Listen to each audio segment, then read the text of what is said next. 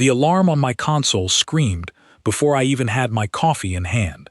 My name is Claire Bennett, and I am the only human liaison officer stationed aboard the Cognorath Trade Hub, a massive station that floats at the edge of neutral space where a dozen alien governments meet to argue about trade routes and border lines. I had been here for 3 years. I thought I had seen every kind of crisis this job could throw at me. I was wrong. "Report," I said, my voice sharper than I meant it to be. Kalen Thur, my Cognorath counterpart, turned from his station with his 4 eyes wide and blinking out of rhythm, which is how his people show fear. A human research outpost on Calder's Reach has been taken. The Feshi Concord has seized the facility. 12 scientists are being held. My stomach dropped. Calder's Reach was a quiet little research colony, 300 people studying ice formations on a moon nobody else wanted. It was not a military target. It was not even a wealthy one. That was what made it strange. The Feshi Concord did not attack places without a reason. "Do we have a demand yet?" I asked. "They are broadcasting on all open channels," Kalen said. "They want the location of a human deep space relay station in exchange for the hostages. If Earth refuses, they say the hostages will not survive the week." I felt the room around me go very quiet, even though it was full of people. Every alien officer on that deck had turned to look at me, and I understood why. They were waiting to see what I would do. They were waiting to see how a human reacts when someone we love is threatened. Here is something you need to understand about the galaxy I lived in. Every species in the Coalition, from the slow and careful Illith to the proud Syrah warrior clans, follows one law above almost all others. When someone takes a hostage, you talk. You always talk. You offer something. You buy time. You never refuse to speak, because refusing to speak is how people die. It is not weakness. It is wisdom, built over centuries of painful lessons. The Illith lost an entire diplomatic mission 200 years ago because a stubborn commander refused to negotiate with raiders, and every hostage was lost. Since then, negotiation is not a suggestion in this part of the galaxy. It is doctrine. It is law.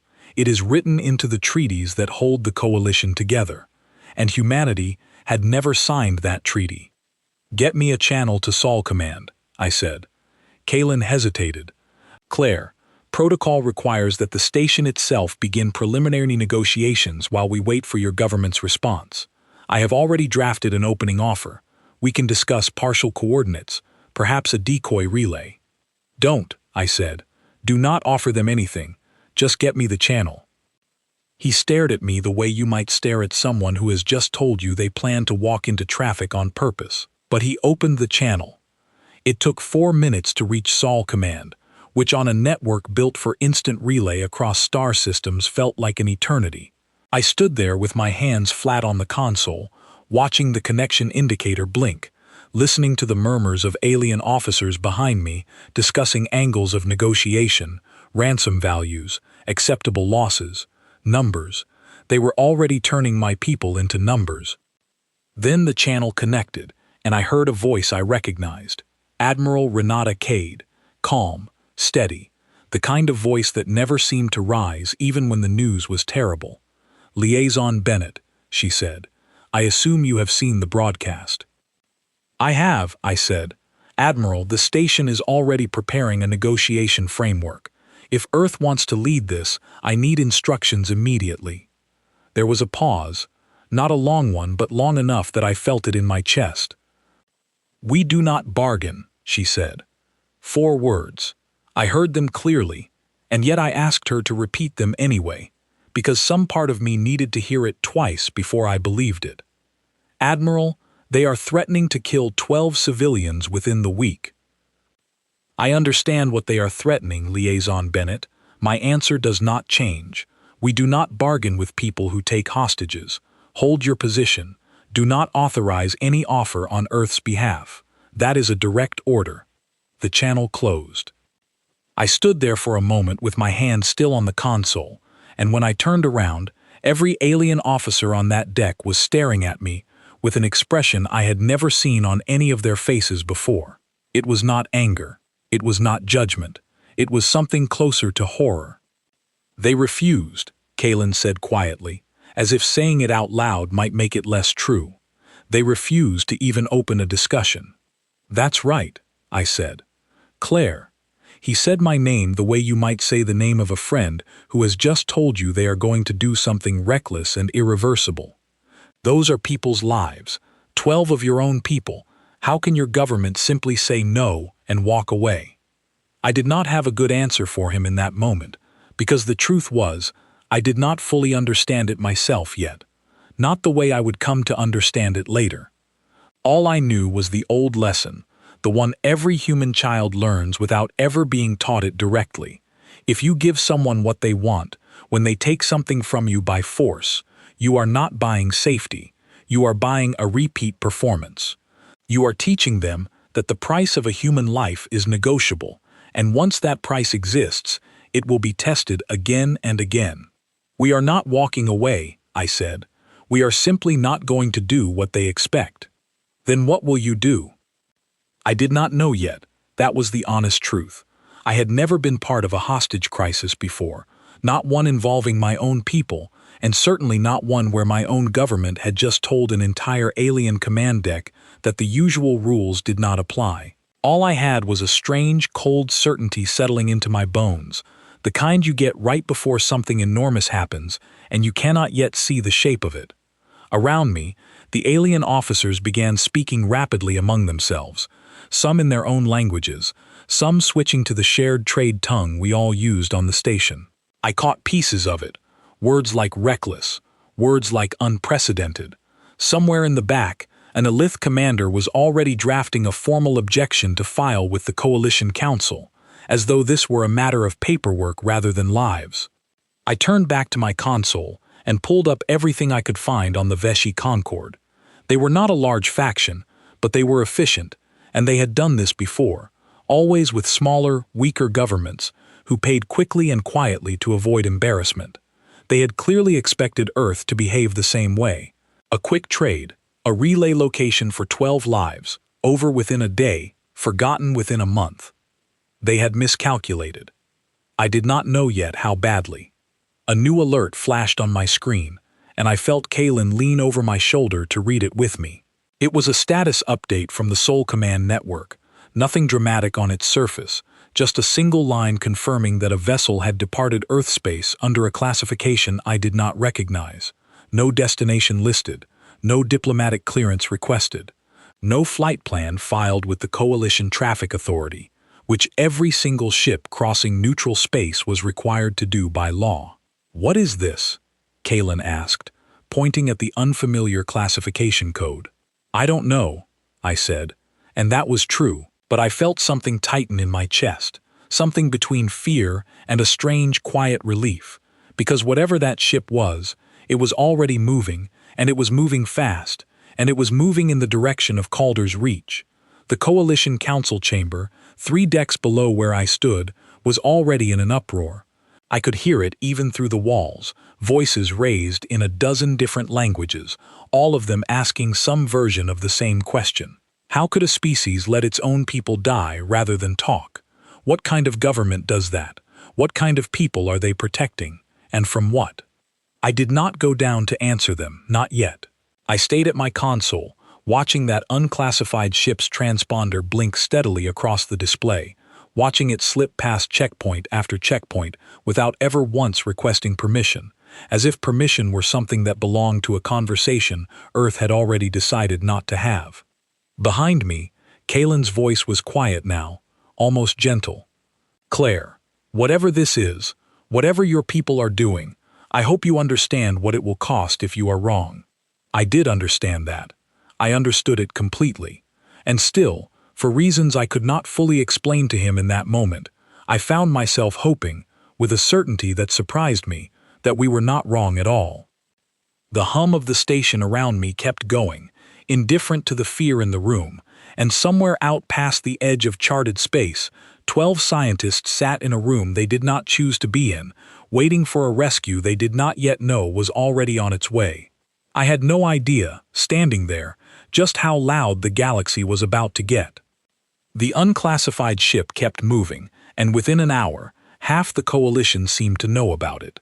I learned later that its designation was the Warden, a name that meant nothing to the alien officers tracking it, but that sent a quiet chill through every human who heard it on the station.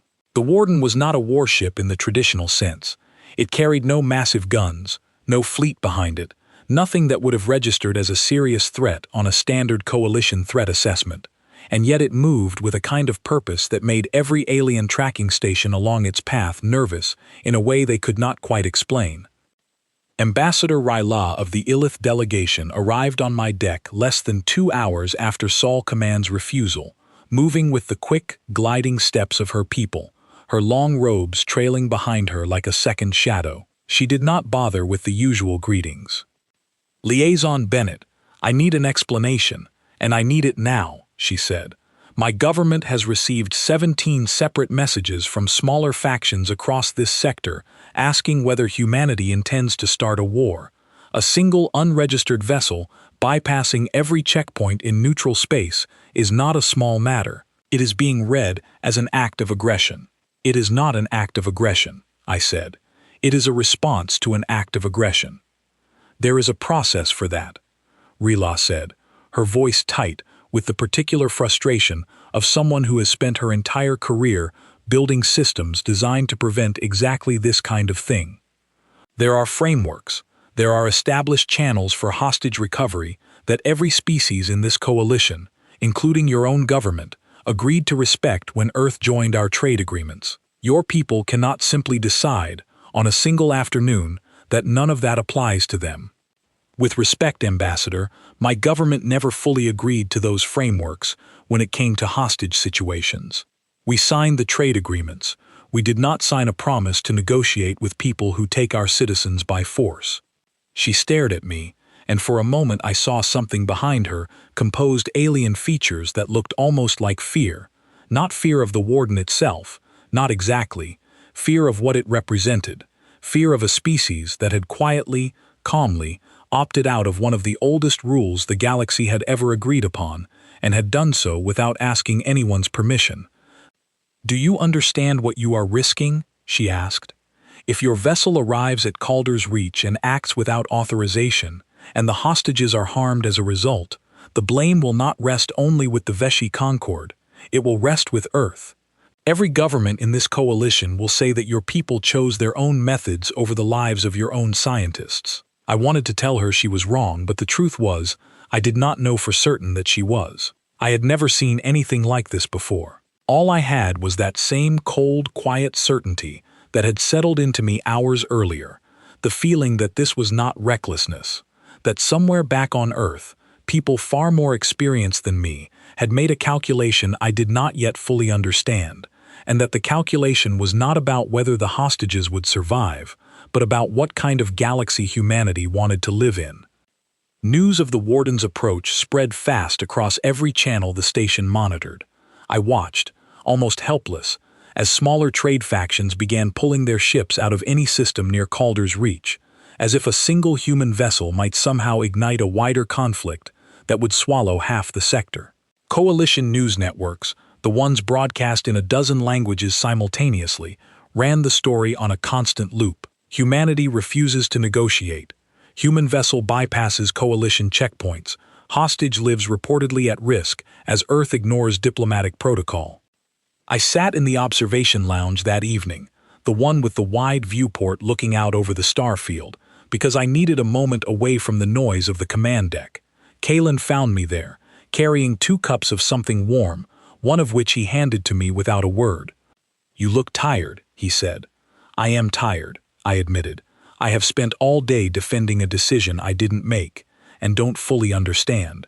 He sat beside me, quiet for a moment, watching the stars. "Can I ask you something, Claire? Something personal?" "Go ahead. Do you believe your government is right? Not as a representative of Earth, not as someone defending a policy. I am asking you, Claire Bennett, what you believe." It was a fair question, and it deserved an honest answer. I thought about the 12 scientists on Calder's Reach, people I had never met, whose names I had only just learned that day. Laura Hunt, the lead researcher. Peter Dawson, barely 2 years out of university. Grace Ellison, who had a daughter back on Earth waiting for her to come home. I thought about what it would mean if Earth had agreed to hand over the coordinates of a relay station in exchange for their lives, and what would happen months later when the HFY Concord, or some other faction watching closely, decided that human hostages were worth taking again, because the last time it had worked. I believe, I said slowly, that if we give in once, we will be asked again and again. Every single time, the price will be a little higher, and the people asking for it will feel a little safer doing it, because they will know it works. I think my government has decided that the only way to make sure this never happens again is to make absolutely certain it never works even once. That is a very cold kind of caring, Kalen said. Maybe, I said, but I don't think it's meant to be cold.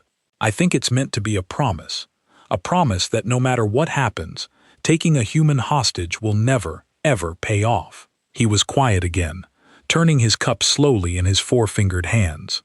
The Elite lost an entire diplomatic mission once, centuries ago, because a commander refused to negotiate. We built our entire system of law around never repeating that mistake. It is strange to hear you describe the opposite lesson with just as much conviction. Maybe both lessons are true, I said. Maybe it depends on who is doing the taking and what they expect to happen when they do. We sat there a while longer, not speaking, watching the distant lights of ships crossing the starfield, until an alert chimed softly in my earpiece, and I was called back to the command deck. The warden had reached the outer edge of the Calder's Reach system. By the time I arrived, half the deck was crowded around the main display, coalition officers of every species pressed close together in a way that would have been unthinkable during any normal shift. Even Ambassador Ryla had returned, standing near the back with her arms folded, her expression unreadable. The sensor feed showed the HFY Concord's position clearly now, a cluster of raider vessels holding orbit around the research moon, confident and unhurried, exactly as you would expect from a faction that believed it was still waiting on a routine negotiation. They had no idea what was already inside their system. They haven't detected it, Kalen murmured, staring at the display. How is that possible? A single ship simply does not slip past sensor arrays this advanced. I did not have an answer for him. I only knew that whatever the warden was, it had been built by people who understood exactly what kind of moment they intended to create, and had prepared for it with a precision that unsettled even me. On the open channel, still broadcasting across coalition space, the HFY Concord spokesperson repeated their demand once more, growing visibly impatient. Their voice crackled through the speakers on the command deck, confident, almost bored, as if this were a transaction they had completed 100 times before and expected to complete again without incident. Earth has 6 hours remaining to respond, the voice said. After that, we will begin sending proof of our seriousness, one hostage at a time. The words landed heavily across the deck. I heard someone behind me let out a sharp breath. Ambassador Ryla's composed features finally cracked, just slightly, into something like genuine dread. 6 hours, she said quietly. Liaison Bennett, if your government does not respond, they will begin.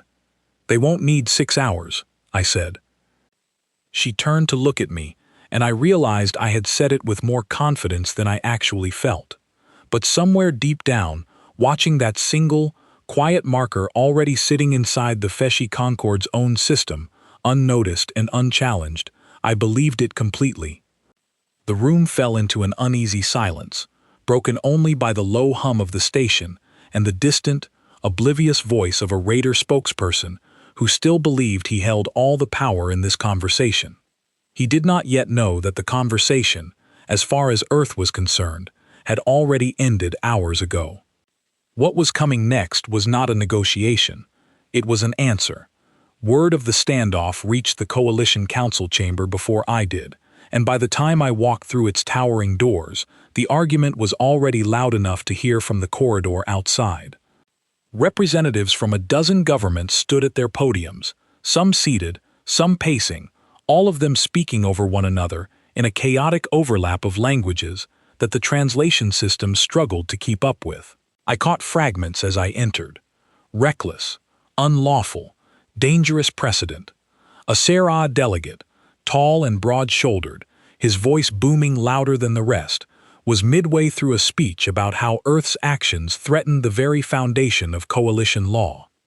If a single species is permitted to ignore the negotiation framework whenever it suits them, he was saying, then the framework means nothing at all.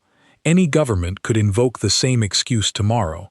Any faction could refuse to talk and call it strength instead of the abandonment of law that it truly is.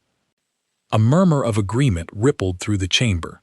I found my seat near the human observation post, a small raised platform at the edge of the room reserved for delegates without full council standing, which was all Earth had ever been granted since joining the coalition. I was not there to vote. I was only there to answer questions, and it seemed everyone had one. Ambassador Ryla rose to speak next, and the chamber quieted slightly out of respect for the Elith, whose diplomatic history carried weight even among species that disagreed with them. I do not believe humanity acted out of malice, she said carefully. I believe they acted out of fear, and perhaps out of grief, imagining the worst and reacting before they could think clearly. This is understandable. It is also dangerous. Liaison Bennett, will you speak on behalf of your government? Every eye in the chamber turned toward me, which was, I imagine, exactly what she intended. I stood, feeling smaller than I had ever felt in that room, and yet steadier than I expected. I want to be clear about something, I said. My government did not act out of fear, and it did not act without thinking. It acted because it has learned, over a very long history, that paying a ransom does not end a threat. It creates a market for the next one. A Cognorath delegate near the front scoffed audibly. A market. You speak of your citizens' lives as though they were commodities to be protected from trade, rather than simply saved through it. That's exactly the problem, I said, feeling something steady itself in my chest as I spoke, some conviction I had not fully found until that moment. The moment you turn a human life into something that can be traded for a location, a resource, or information, you have made every human life from that point forward worth exactly as much as whatever someone is willing to demand for it. My government has decided that a human life is not for sale, not once, not ever, not even to save the very people we are terrified of losing. The chamber was very quiet after that. Even the Serra delegate, still standing, did not immediately respond. That is a difficult philosophy to hold, Ryula said softly, when the price of holding it may be 12 lives. I understand that, I said. I understand it better than anyone else in this room, because those 12 people are mine, not my government's. Mine. I have spoken with their families. I know their names. And I still believe, with everything I have, that the moment we pay, we lose far more than 12 lives. We lose every human life that comes after them, because we will have taught an entire galaxy that we can be bought. A younger delegate near the back, one of the smaller trade faction representatives whose government had, I later learned, quietly paid 3 separate ransoms over the years to protect their own colonies, spoke up in a voice barely above a whisper. And if you are wrong, if this single choice ends in tragedy, and your government's philosophy is proven, in this moment, to be nothing more than a costly gamble, I did not have a clever answer for that, and I did not try to invent one. Then we will grieve, and we will still believe we made the right choice, because the alternative is a galaxy where anyone with a weapon and a demand knows exactly how to make us kneel. The chamber erupted into fresh argument after that, voices rising over one another again, and I sat back down, drained, listening to a debate that felt, in that moment, entirely disconnected from what was actually happening light years away on a quiet ice moon that most of these delegates had never even heard of before that morning. It was Kalen who found me afterward, waiting just outside the chamber doors, his expression unusually solemn. That was either the bravest thing I have ever heard a liaison say in that chamber, he said, or the most frightening. Maybe both, I said. The council will not reach a resolution tonight, perhaps not for days. In the meantime, several delegates are already drafting formal condemnations to send to Sol Command. Let them, I said, and I meant it, though my voice shook slightly as I said it. Words on a page won't change what's already happening at Calder's Reach. We walked back toward the command deck together, and along the way, I noticed something I had not expected. Smaller groups of station staff, from at least 6 different species, had gathered around public data terminals, watching live sensor feeds of the standoff with an intensity I had never seen directed at a human matter before. Word had spread that a single unmarked vessel had slipped undetected into a hostile system, and whether they believed it was reckless or brilliant, nearly everyone on that station wanted to see what happened next. When we reached the command deck, the tension had shifted into something almost unbearable. The countdown from the Vichy Concorde's ultimatum had dropped below 2 hours, and their spokesperson had grown noticeably less patient with each broadcast, repeating the demand with a harder edge in his voice, as if beginning to suspect, for the first time, that something about this negotiation was not unfolding the way he expected. "Where is your relay location, Earth?" the voice demanded over the open channel, static crackling faintly at the edges. "We grow tired of silence. Silence will not save your people." Nobody on the command deck answered him, because there was nothing left for us to say. The answer was already moving through their own system, quiet and unnoticed, closer now than it had been an hour ago, closer than any of them could possibly imagine. I stood beside Kalen, watching the display, watching that single marker drift nearer to the coordinates of the research outpost where 12 people sat waiting, not knowing whether the silence from their own government meant they had been abandoned, or whether it meant something else entirely. Ambassador Ryla appeared at my side without a word, standing close enough that I could hear the faint, unsteady rhythm of her breathing, a sound I realized, after a moment, was the alien equivalent of holding your breath. "Liaison Bennett," she said quietly, so quietly that only I could hear her over the hum of the deck. "For your sake, and for theirs, I hope your government's philosophy holds." "So do I," said. The countdown on the screen ticked past the 90-minute mark, and somewhere in that quiet ice system, the raiders who believed they still controlled every part of this conversation had no idea that the true response to their demand was no longer a question of if. It was only a question of when. The moment it happened, I almost missed it, because it happened without a single warning shot, without a single announcement, without anything at all that the Coalition's usual doctrine would have called proper procedure. One instant, the Vichy Concorde's ships sat comfortably in orbit around the research moon, confident and unhurried. The next instant, every display on the command deck lit up at once with a storm of new data, and the calm, bored voice that had been repeating its demand across every channel for the better part of a day suddenly cut off mid-sentence. "What happened?" Rila said sharply, stepping closer to the display. "What just happened?" Kalen's hands moved rapidly across his console, pulling in every scrap of sensor data the station could gather from that distance. "Their communication array has gone silent. Their lead vessel's shields are dropping. I am reading weapons discharge, but Claire, I am not detecting return fire from the raiders at all. None." I stepped closer to the display, my heart pounding so loudly I was certain everyone around me could hear it. On the screen, the Warden was no longer a hidden marker drifting quietly through the system. It moved now with a speed and precision that made the raider formation look sluggish and unprepared, sweeping between their ships in a pattern that seemed to know, in advance, exactly where every weak point in their defense would be. "They never saw it coming," Kalen murmured, almost to himself. "How is this possible? A single vessel against an entire raiding formation, and they never even managed to return fire." I did not answer him, because I was watching something else entirely.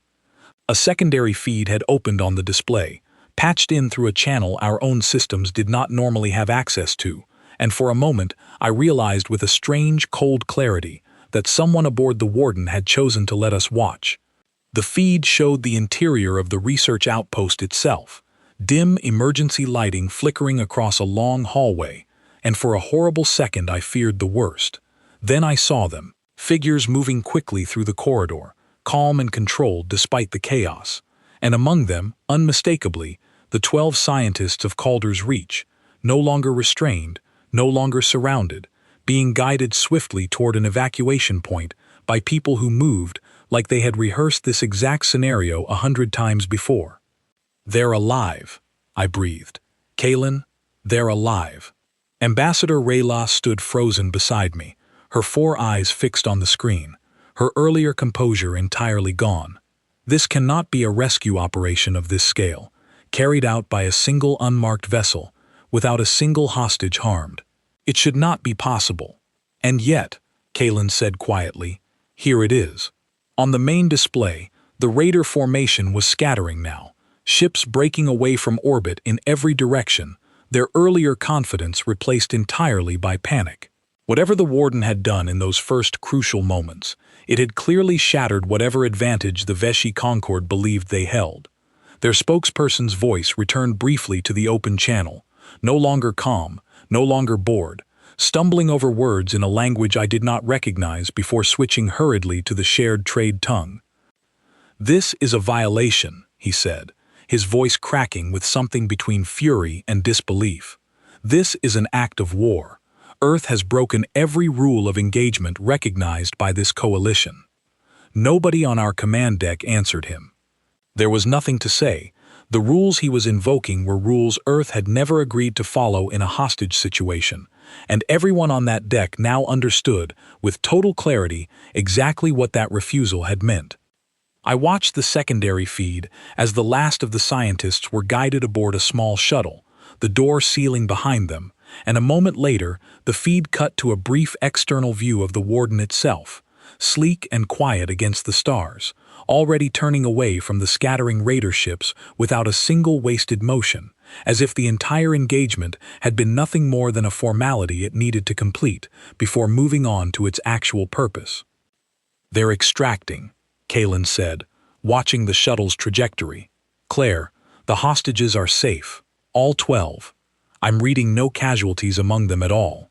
I sat down slowly in the nearest chair, my legs suddenly unsteady beneath me, relief crashing over me so hard it left me almost breathless. Around the command deck, a strange mixture of reactions rippled through the alien officers present. Some stared at the display in open disbelief. Others had gone very quiet, as though reconsidering something they had believed to be certain only hours before.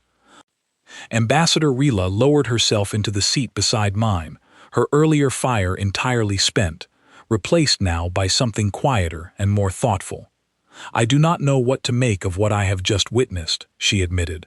"In all my years serving on this council, I have never seen a hostage situation resolved without a single round of negotiation, and never with such little apparent risk to the hostages themselves." "It wasn't without risk," I said quietly. "It was without negotiation. Those are different things." "Yes," she said slowly. "I am beginning to understand that they are." The remaining Raider vessels, now thoroughly scattered and leaderless, began broadcasting frantic distress signals of their own, some requesting safe passage out of the system, others simply going dark entirely, as though hoping to avoid whatever attention their earlier confidence had brought upon them. Nobody pursued them. The Warden did not chase down the fleeing ships, did not press any further advantage, did not seem interested in anything beyond the 12 people it had come for. "They aren't finishing the fight," Kalen said, sounding almost puzzled by this. "They had every advantage. Why not eliminate the threat entirely, now that it is scattered and vulnerable?" "Because that was never the mission," I said, understanding it myself only as the words left my mouth. "The mission was never to punish the Veshy Concord. It was only ever to make sure that taking human hostages never worked. It already didn't. There was nothing left to prove." The command deck grew quieter as the minutes passed, the immediate crisis fading into a strange, uneasy calm.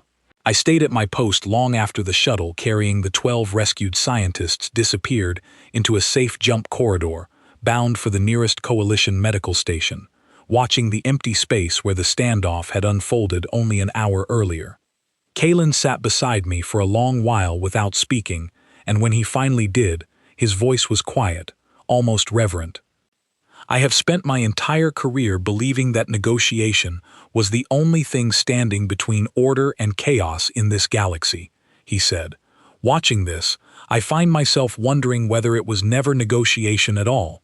Perhaps it was only ever the fear of consequence, dressed up in politer language. I did not have an answer for him, not yet.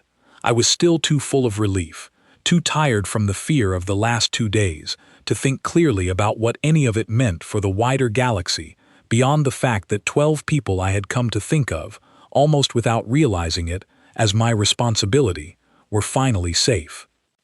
Ambassador Ryla rose slowly from her seat, straightening her robes with the careful, deliberate movements of someone trying to steady themselves after a shock. "I must report to my government," she said. "I confess I do not know what I will tell them. I came here prepared to explain a tragedy. I am leaving prepared to explain something I do not yet fully understand." She left without another word, and I sat quietly with Kalen for a long while, watching the stars, thinking about a species that had chosen, without hesitation and without apology, to make an example of a single truth, that some things are simply not for sale, no matter the cost of holding that line. I had no idea yet just how far that single truth was about to travel. In the weeks that followed, I watched the story of Calder's reach spread across the coalition faster than any piece of news I had witnessed in all my years of service. At first, it was fear that carried it, the same fear I had seen on the faces of alien officers standing beside me on that command deck. Governments across the sector called emergency sessions to discuss what had happened, some condemning it outright, others quietly studying it with an interest they were careful not to admit openly. The Veshi Concord themselves went silent for nearly a month, and when they resurfaced, it was with a formal declaration, broadcast across public channels, stating that they would no longer accept operations involving human targets under any circumstances. I read that declaration twice before I fully believed it.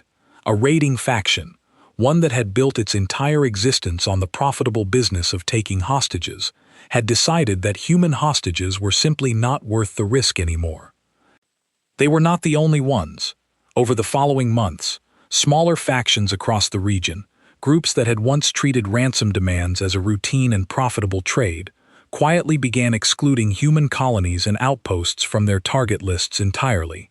It was never announced with the same fanfare as the Veshi Concord's declaration, but Kalen tracked it carefully through the trade reports that crossed his desk, and the pattern was unmistakable.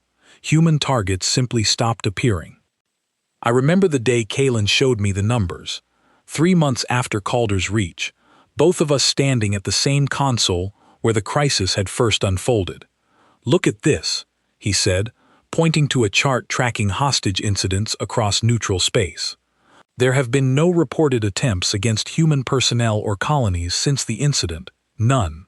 Compare that to the 11 incidents recorded in the 6 months prior." "They're afraid," I said. "No," Kalen said, shaking his head slowly. "I do not think it is fear alone anymore. I think it has become simple calculation. Every raiding faction in this sector now understands something they did not understand before. Taking a human hostage carries no possible reward, only certain and swift consequence. There is no longer a decision to be made. It has become, in their eyes, simply bad business." Unquote. It was around that same time that a new phrase began appearing in coalition diplomatic circles, one I first heard used, almost as a joke, by a junior Cognarath officer describing a particularly stubborn negotiation between two smaller trade factions. "Pulling a human," he called it, describing one side's flat, unmovable refusal to offer any concession at all. Within weeks, the phrase had spread across the sector, used sometimes with a note of mockery, sometimes with something closer to respect, always carrying the same meaning, a refusal so absolute that negotiation itself became pointless. Ambassador Rila requested a private meeting with me nearly 4 months after the crisis, and I met her in the same observation lounge where Kalen had once found me exhausted and uncertain. She looked different somehow, calmer, though something in her expression suggested she had spent a great deal of time thinking since we last spoke at length. "I have been reviewing our own protocols," she told me, settling into the seat across from mine. The Elith negotiation framework has remained largely unchanged for over 2 centuries. I confess, I had never seriously questioned it until I watched your government's response at Calder's Reach. And now I find myself wondering whether our system, built entirely around the assumption that negotiation always preserves more lives than refusal, may have created a kind of expectation among those who would do us harm. An expectation that patience and payment will always be rewarded eventually, if the demand is large enough or the wait long enough. She paused, choosing her next words carefully. I am not certain your government's approach is correct in every circumstance. I suspect there are situations where it could end far more tragically than it did at Calder's Reach, but I no longer believe it was mere recklessness. I believe it was a choice, made with full understanding of its risks, in service of a longer and colder kind of protection. That's exactly what it was, I said. She was quiet for a moment, watching the star field beyond the viewport. May I ask you something else, Claire? Something I have wondered since that day. Of course. Are all humans like this? This absolute, unmovable refusal to let anyone gain from harming you. Is it truly universal among your people, or was this simply one government's calculated gamble that happened to succeed? I thought about the question for longer than I expected to need. I thought about Admiral Cade's 4 words, spoken without hesitation. I thought about the families of the 12 scientists, who I had spoken with in the days after the rescue, none of whom had expressed anger at their government's refusal to negotiate, only a quiet, grim understanding that felt older than any policy document.